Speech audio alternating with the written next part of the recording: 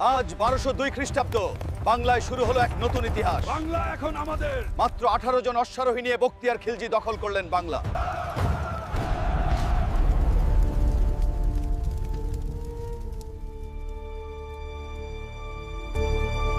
চিন্তা করো না, সব ঠিক আছে। হ্যাঁ, আমাদের কেউ হারাতে পারবে না।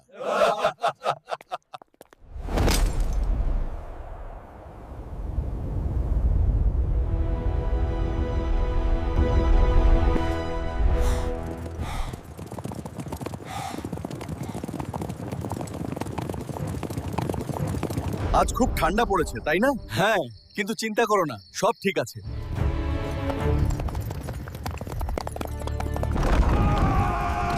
আক্রমণ তারা আসছে। পালাও, তারা অনেক বেশি।